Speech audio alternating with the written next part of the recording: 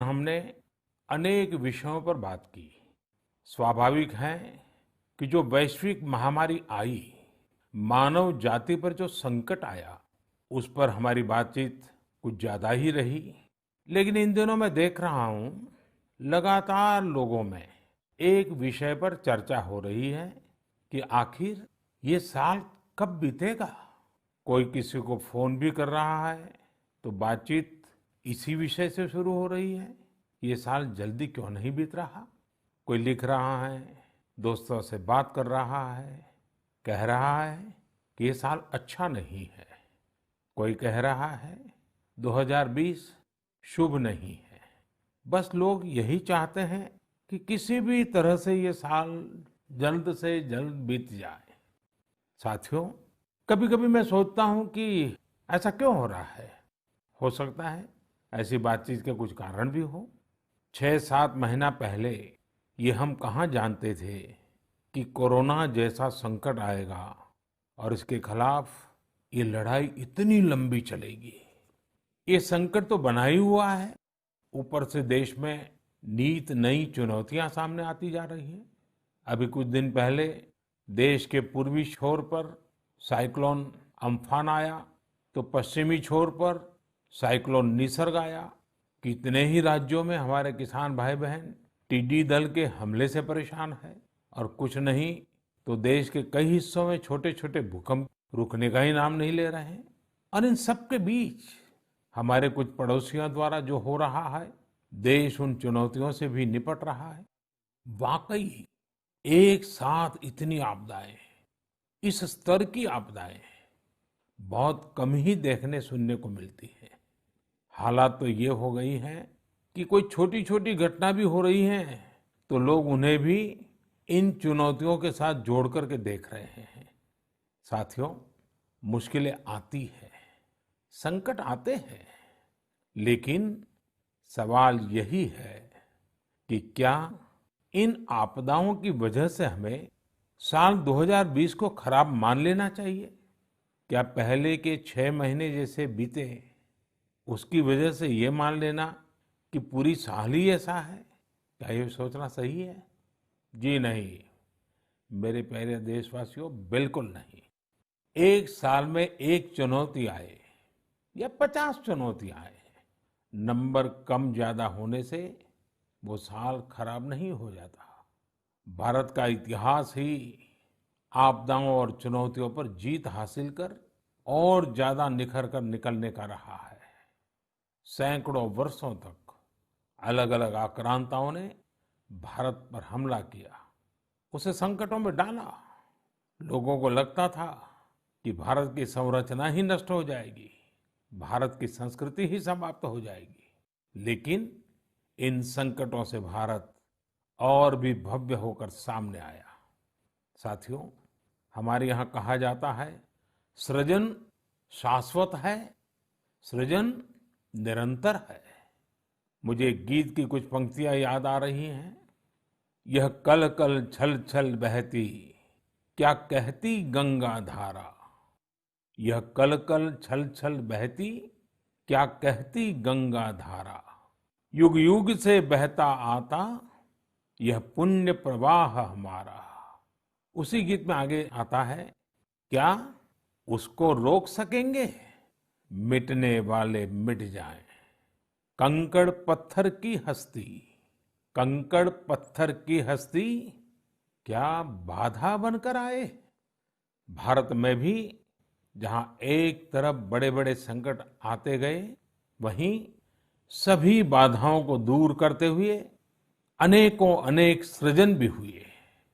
नए साहित्य रचे गए, नए अनुसंधान हुए, नए सिद्धांत गढ़े गए। यानी संकट के दौरान भी हर क्षेत्र में सृजन की प्रक्रिया जारी रही और हमारी संस्कृति पुष्पित पल्लवित होती रही। देश आगे बढ़ता ही रहा। भारत ने हमेशा संकटों को सफलता की सीढ़ियों में परिवर्तित किया है। इसी भावना के साथ हमें आज भी इन सारे संकटों के बीच आगे बढ़ते ही रहना है। आप भी इसी विचार से आगे बढ़ेंगे, 130 करोड़ देशवासी आगे बढ़ेंगे, तो यही साल देश के लिए नए कीर्तिमान बनाने वाला साल साबित होगा। इसी साल में देश नए लक्ष्य प्राप्त करेगा, नई उड़ान भरेगा, नई ऊंचाइयों को छुएगा। मुझे पूरा विश्वास 130 करोड़ देशवासियों की शक्ति पर है, आप सब पर है, इस देश की महान परंपरा पर है। मेरे प्यारे देशवासियों, संकट चाहे जितना भी बड़ा हो, भारत के संस्कार निस्वार्थ भाव से सेवा की प्रेरणा देते हैं। भारत ने जिस तरह मुश्किल समय में दुनिया की मदद की, उसने आज शांति और विकास में भारत की भूमिका को और मजबूत किया है। दुनिया ने इस दौरान भारत की विश्व बंधुत्व की भावना को भी महसूस किया है और इसके साथ ही दुनिया ने अपनी संप्रभुता और सीमाओं की रक्षा करने के लिए भारत की ताकत और भारत के कमिटमेंट को भी देखा है। लद्दाख में भारत की भूमि पर आंख उठाकर देखने वालों को करारा जवाब मिला है। भारत मित्रता निभाना जानता है तो आंख में आंख डालकर देखना और उचित जवाब देना भी जानता है। हमारे वीर सैनिकों ने दिखा दिया है कि वो कभी भी मां भारती के गौरव पर आंच नहीं आने देंगे। साथियों, लद्दाख में हमारे जो वीर जवान शहीद हुए हैं, उनके शौर्य को पूरा देश नमन कर रहा है, श्रद्धांजलि दे रहा है। पूरा देश उनका कृतज्ञ है, उनके सामने नतमस्तक है। इन साथियों के परिवारों की तरह ही हर भारतीय इन्हें खोने का दर्द भी अनुभव कर रहा है। अपने वीर सपूतों के बलिदान पर उनके परिजनों में गर्व की जो भावना है, देश के लिए जो जज्बा है, यही तो देश की ताकत है। आपने देखा होगा, जिनके बेटे शहीद हुए, वो माता पिता अपने दूसरे बेटों को भी, घर के दूसरे बच्चों को भी सेना में भेजने की बात कर रहे हैं। बिहार के रहने वाले शहीद कुंदन कुमार के पिताजी के शब्द तो कानों में गूंज रहे हैं। वो कह रहे थे, अपने पोतों को भी देश की रक्षा के लिए सेना में भेजूंगा। यही हौसला हर शहीद के परिवार का है। वास्तव में इन परिजनों का त्याग पूजनीय है। भारत माता की रक्षा के जिस संकल्प से हमारे जवानों ने बलिदान दिया है, उसी संकल्प को हमें भी जीवन का ध्येय बनाना है, हर देशवासी को बनाना है। हमारा हर प्रयास इसी दिशा में होना चाहिए, जिससे सीमाओं की रक्षा के लिए देश की ताकत बढ़े, देश और अधिक सक्षम बने, देश आत्मनिर्भर बने। यही हमारे शहीदों को सच्ची श्रद्धांजलि भी होगी। मुझे असम से रजनी जी ने लिखा है कि उन्होंने पूर्वी लद्दाख में जो कुछ हुआ, वो देखने के बाद एक प्रण लिया है। प्रण ये कि वो लोकल ही खरीदेंगे, इतना ही नहीं, लोकल के लिए वोकल भी होगी। ऐसे संदेश मुझे देश के हर कोने से आ रहे हैं। बहुत से लोग मुझे पत्र लिखकर बता रहे हैं कि वो इस और बढ़ चले हैं।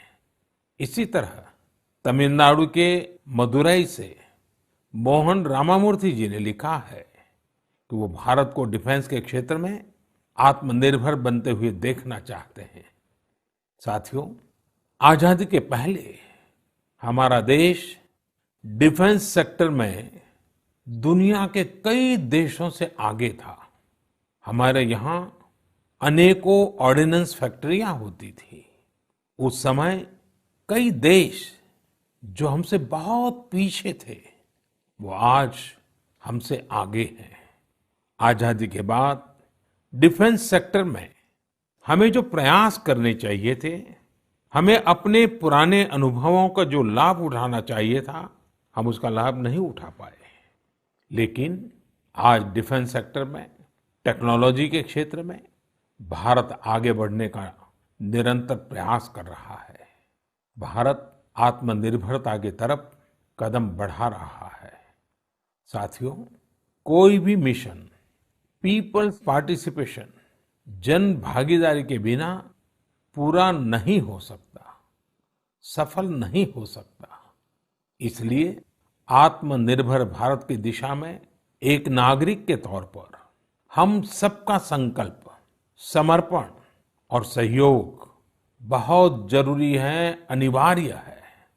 आप लोकल खरीदेंगे, लोकल के लिए वोकल होंगे, तो समझिए आप देश को मजबूत करने में अपनी भूमिका निभा रहे हैं। ये भी एक तरह से देश की सेवा ही है। आप किसी भी प्रोफेशन में हो, हर एक जगह देश सेवा का बहुत स्कोप होता ही है। देश की आवश्यकता को समझते हुए जो भी कार्य करते हैं, वो देश की सेवा ही होती है। आपकी यही सेवा देश को कहीं न कहीं मजबूत भी करती है। और हमें ये भी याद रखना है, हमारा देश जितना मजबूत होगा, दुनिया में शांति की संभावनाएं भी उतनी ही मजबूत होगी।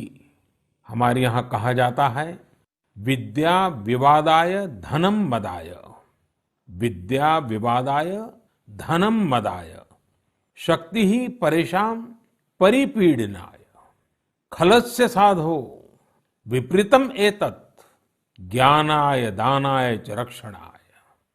अर्थात अगर स्वभाव से दुष्ट है तो विद्या का प्रयोग व्यक्ति विवाद में, धन का प्रयोग घमंड में और ताकत का प्रयोग दूसरों को तकलीफ देने में करता है। लेकिन सज्जन की विद्या ज्ञान के लिए, धन मदद के लिए और ताकत रक्षा करने के लिए इस्तेमाल होती है। भारत ने अपनी ताकत हमेशा इसी भावना के साथ इस्तेमाल की है। भारत का संकल्प है भारत के स्वाभिमान और संप्रभुता की रक्षा। भारत का लक्ष्य है आत्मनिर्भर भारत। भारत की परंपरा है भरोसा, मित्रता। भारत का भाव है बंधुता। हम इन्हीं आदर्शों के साथ आगे बढ़ते रहेंगे। मेरे प्यारे देशवासियों, कोरोना के संकट काल में देश लॉकडाउन से बाहर निकल आया है। अब हम अनलॉक के दौर में हैं। अनलॉक के इस समय में दो बातों पर बहुत फोकस करना है: कोरोना को हराना और अर्थव्यवस्था को मजबूत बनाना, उसे ताकत देना। साथियों, लॉकडाउन से ज्यादा सतर्कता हमें अनलॉक के दौरान बरतनी है। आपकी सतर्कता ही आपको कोरोना से बचाएगी। इस बात को हमेशा याद रखिए कि अगर आप मास्क नहीं पहनते हैं, 2 गज की दूरी का पालन नहीं करते हैं या फिर दूसरी जरूरी सावधानियां नहीं बरतते हैं, तो आप अपने साथ साथ दूसरों को भी जोखिम में डाल रहे हैं, खास तौर पर घर के बच्चों और बुजुर्गों को। इसीलिए सभी देशवासियों से मेरा निवेदन है, और ये निवेदन मैं बार बार करता हूं, और मेरा निवेदन है कि आप लापरवाही मत बरतिए। अपना भी ख्याल रखिए और दूसरों का भी। साथियों, अनलॉक के दौर में बहुत सी ऐसी चीजें भी अनलॉक हो रही हैं जिनमें भारत दशकों से बंधा हुआ था। वर्षों से हमारा माइनिंग सेक्टर लॉकडाउन में था। कॉमर्शियल ऑक्शन को मंजूरी देने के एक निर्णय ने स्थिति को पूरी तरह से बदल दिया है। कुछ ही दिन पहले स्पेस सेक्टर में ऐतिहासिक सुधार किए गए। उन सुधारों के जरिए वर्षों से लॉकडाउन में जकड़े इस सेक्टर को आजादी मिली। इससे आत्मनिर्भर भारत के अभियान को न केवल गति मिलेगी, बल्कि देश टेक्नोलॉजी में भी एडवांस बनेगा। अपने कृषि क्षेत्र को देखें तो इस सेक्टर में भी बहुत सारी चीजें दशकों से लॉकडाउन में फंसी थी। इस सेक्टर को भी अब अनलॉक कर दिया गया है। इससे जहां एक तरफ किसानों को अपनी फसल कहीं पर भी किसी को भी बेचने की आजादी मिली है, वहीं दूसरी तरफ उन्हें अधिक ऋण मिलना भी सुनिश्चित हुआ है। ऐसे अनेक क्षेत्र हैं जहां हमारा देश इन सब संकटों के बीच ऐतिहासिक निर्णय लेकर विकास के नए रास्ते खोल रहा है। मेरे प्यारे देशवासियों, हर महीने हम ऐसी खबरें पढ़ते और देखते हैं जो हमें भावुक कर देती हैं। यह हमें इस बात का स्मरण कराती हैं कि कैसे हर भारतीय एक दूसरे की मदद के लिए तत्पर है। वह जो कुछ भी कर सकता है उसे करने में जुटा है। अरुणाचल प्रदेश की एक ऐसी ही प्रेरक कहानी मुझे मीडिया में पढ़ने को मिली। यहाँ सियांग जिले के मिरेम गांव ने वो अनोखा कार्य कर दिखाया जो समूचे भारत के लिए एक मिसाल बन गया है। इस गांव के कई लोग बाहर रहकर नौकरी करते हैं। गांव वालों ने देखा कि कोरोना महामारी के समय ये सभी अपने गांव की ओर लौट रहे हैं। ऐसे में गांव वालों ने पहले से ही गांव के बाहर क्वारंटीन का इंतजाम करने का फैसला किया। उन्होंने आपस में मिलकर गांव से कुछ ही दूरी पर 14 अस्थायी झोपड़ियां बना दी और ये तय किया कि जब गांव वाले लौटकर आएंगे तो उन्हें इन्हीं झोपड़ियों में कुछ दिन क्वारंटीन में रखा जाएगा। उन झोपड़ियों में शौचालय, बिजली, पानी समेत दैनिक जरूरत की हर तरह की सुविधा उपलब्ध कराई गई। जाहिर है, मिरेम गांव के लोगों के इस सामूहिक प्रयास और जागरूकता ने सबका ध्यान अपनी ओर आकर्षित कर लिया। साथियों, हमारे यहाँ कहा जाता है, स्वभावम न जहाति एव साधुः आपद्गतोऽपि सन् कर्पूरः पावक स्पृष्टः सौरभम लभतेतराम। अर्थात जैसे कपूर आग में तपने पर भी अपनी सुगंध नहीं छोड़ता, वैसे ही अच्छे लोग आपदा में भी अपने गुण, अपना स्वभाव नहीं छोड़ते। आज हमारे देश की जो श्रम शक्ति है, जो श्रमिक साथी हैं, वो भी इसका जीता जागता उदाहरण है। आप देखिए, इन दिनों हमारे प्रवासी श्रमिकों की ऐसी कितनी ही कहानियां आ रही हैं जो पूरे देश को प्रेरणा दे रही है। यूपी के बाराबंकी में गांव लौटकर आए मजदूरों ने कल्याणी नदी का प्राकृतिक स्वरूप लौटाने के लिए काम शुरू कर दिया। नदी का उद्धार होता देख आसपास के किसान, आसपास के लोग भी उत्साहित हैं। गांव में आने के बाद क्वारंटीन सेंटर में रहते हुए, आइसोलेशन सेंटर में रहते हुए हमारे श्रमिक साथियों ने जिस तरह अपने कौशल्य का इस्तेमाल करते हुए अपने आसपास की स्थितियों को बदला है, वो अद्भुत है। लेकिन साथियों, ऐसे कितने ही किस्से, कहानियां देश के लाखों गांवों के हैं जो हम तक नहीं पहुंच पाए हैं। जैसा हमारे देश का स्वभाव है, मुझे विश्वास है साथियों कि आपके गांव में भी, आपके आसपास भी ऐसी अनेक घटनाएं घटी होगी। अगर आपके ध्यान में ऐसी बात आई है तो आप ऐसी प्रेरक घटना को मुझे जरूर लिखिए। संकट के इस समय में ये सकारात्मक घटनाएं, ये कहानियां औरों को भी प्रेरणा देगी। मेरे प्यारे देशवासियों, कोरोना वायरस ने निश्चित रूप से हमारे जीवन जीने के तरीकों में बदलाव ला दिया है। मैं लंदन से प्रकाशित फाइनेंशियल टाइम्स में एक बहुत ही दिलचस्प लेख पढ़ रहा था।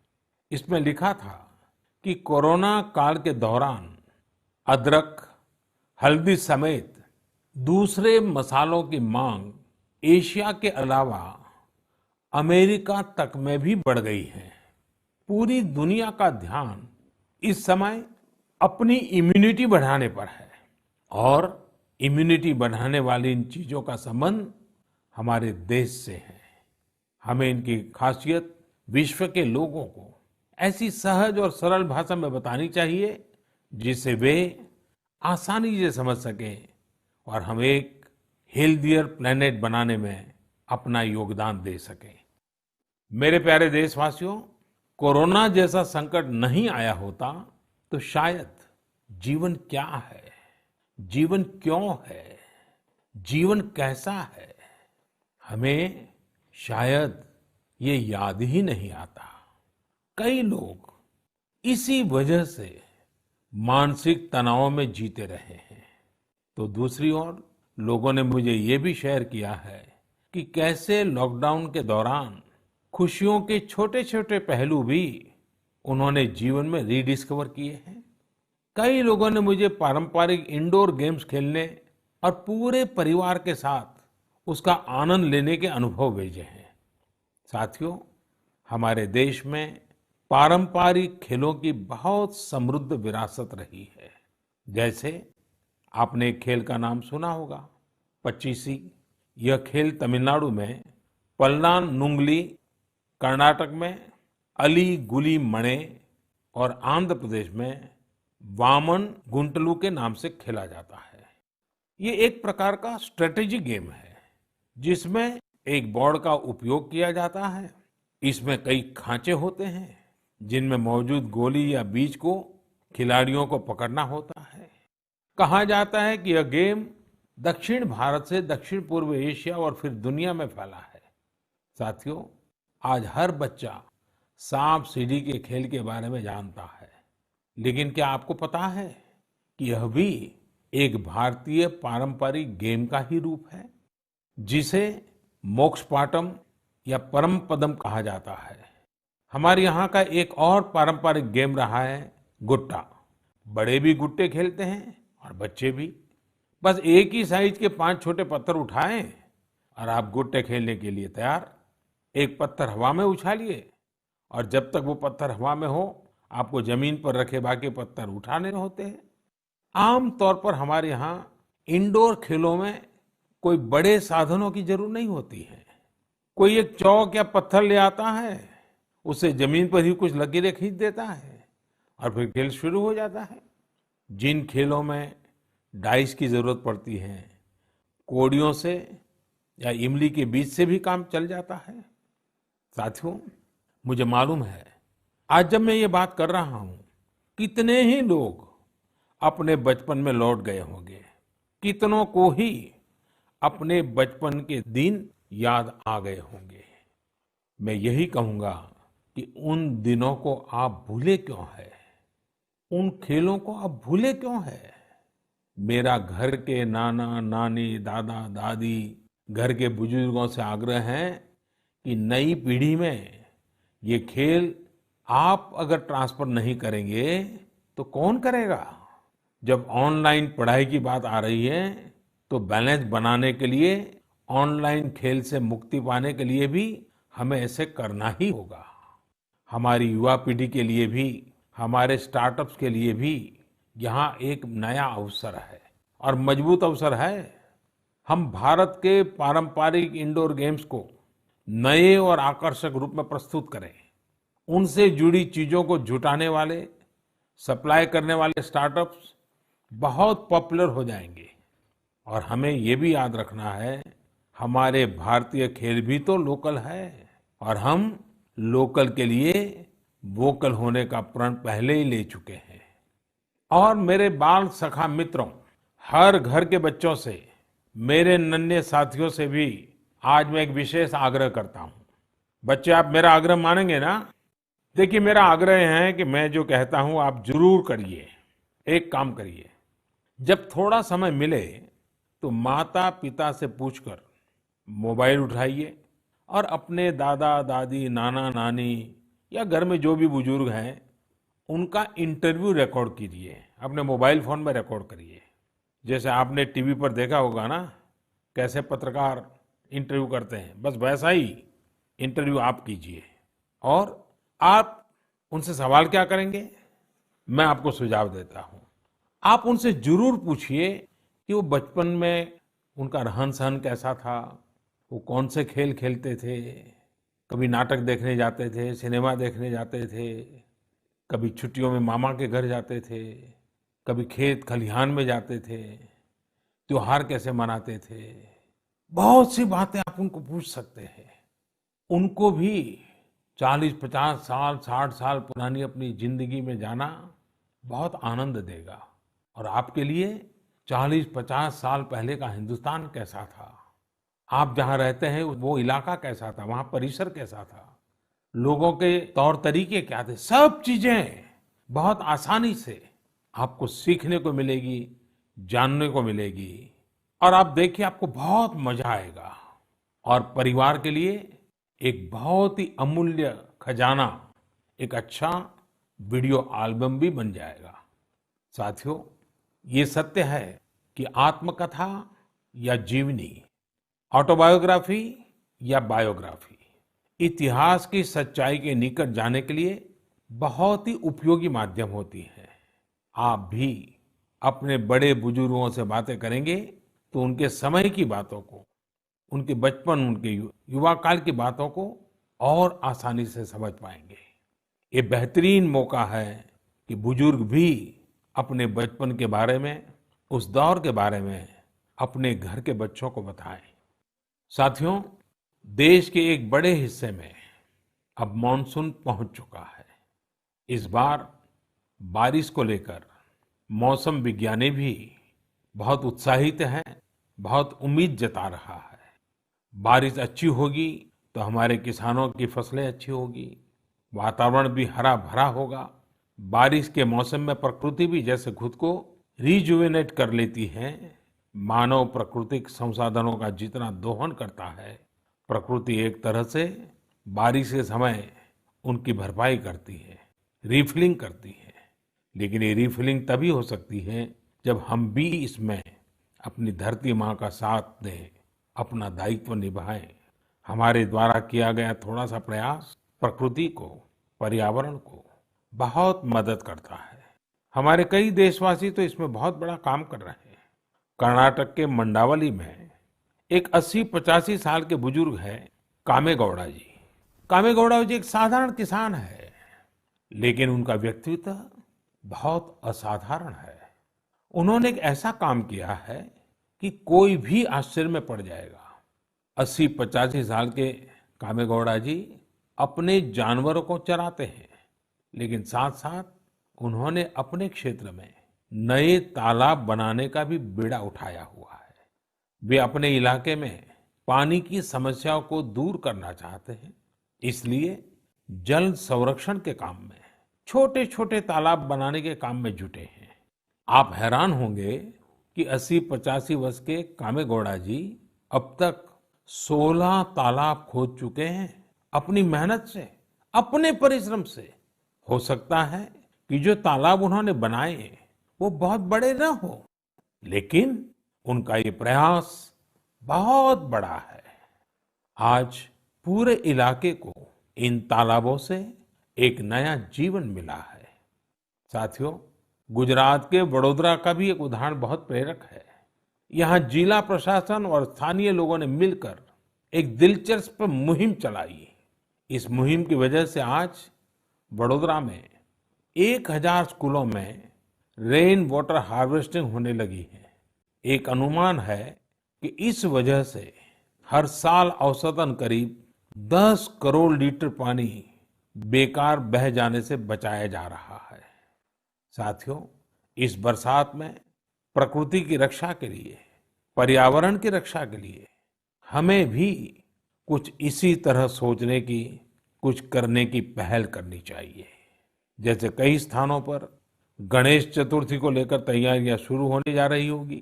क्या इस बार हम प्रयास कर सकते हैं कि इको फ्रेंडली गणेश जी की प्रतिमाएं बनाएंगे और उन्हीं का पूजन करेंगे?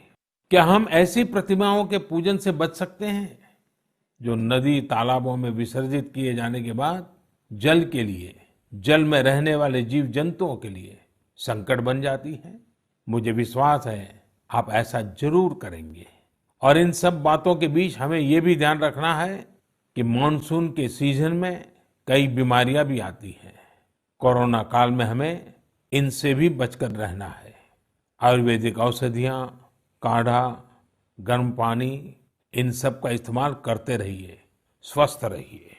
मेरे प्यारे देशवासियों, आज 28 जून को भारत अपने एक भूतपूर्व प्रधानमंत्री को श्रद्धांजलि दे रहा है, जिन्होंने एक नाजुक दौर में देश का नेतृत्व किया।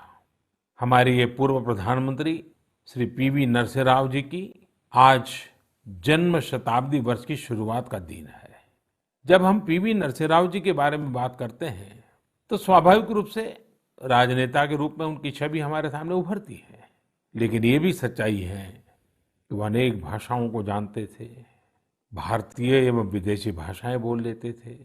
वे एक और भारतीय मूल्यों में रचे बसे थे, तो दूसरी ओर उन्हें पाश्चात्य साहित्य और विज्ञान का भी ज्ञान था। वे भारत के सबसे अनुभवी नेताओं में से एक थे, लेकिन उनके जीवन का एक और पहलू भी है और वो उल्लेखनीय है, हमें जानना भी चाहिए। साथियों, नरसिम्हा राव जी अपनी किशोरावस्था में ही स्वतंत्रता आंदोलन में शामिल हो गए थे। जब हैदराबाद के निजाम ने वंदे मातरम गाने की अनुमति देने से इनकार कर दिया था, तब उनके खिलाफ आंदोलन में उन्होंने भी सक्रिय रूप से हिस्सा लिया था।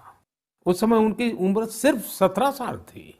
छोटी उम्र से ही श्रीमान नरसिम्हा राव अन्याय के खिलाफ आवाज उठाने में आगे थे। अपनी आवाज बुलंद करने में कोई कोर कसर बाकी नहीं छोड़ते थे। नरसिम्हा राव जी इतिहास को भी बहुत अच्छी तरह समझते थे। बहुत ही साधारण पृष्ठभूमि से उठकर उनका आगे बढ़ना, शिक्षा पर उनका जोर, सीखने की उनकी प्रवृत्ति और इन सब के साथ उनकी नेतृत्व क्षमता, सब कुछ स्मरणीय है। मेरा आग्रह है कि नरसिम्हा राव जी के जन्म शताब्दी वर्ष में हम सभी लोग उनके जीवन और विचारों के बारे में ज्यादा से ज्यादा जानने का प्रयास करें। मैं एक बार फिर उन्हें अपनी श्रद्धांजलि अर्पित करता हूं। मेरे प्यारे देशवासियों, इस बार मन की बात में कई विषयों पर बात हुई। अगली बार जब हम मिलेंगे तो कुछ और नए विषयों पर बात होगी। आप अपने संदेश, अपने इनोवेटिव आइडियाज मुझे जरूर भेजते रहिए। हम सब मिलकर आगे बढ़ेंगे और आने वाले दिन और भी सकारात्मक होंगे। जैसा कि मैंने आज शुरू में कहा, हम इसी साल यानी 2020 में ही बेहतर करेंगे, आगे बढ़ेंगे और देश भी नई ऊंचाइयों को छुएगा। मुझे भरोसा है कि 2020 भारत को इस दशक में एक नई दिशा देने वाला वर्ष साबित होगा। इसी भरोसे को लेकर आप भी आगे बढ़िए, स्वस्थ रहिए, सकारात्मक रहिए। इन्हीं शुभकामनाओं के साथ आप सभी का बहुत बहुत धन्यवाद। नमस्कार।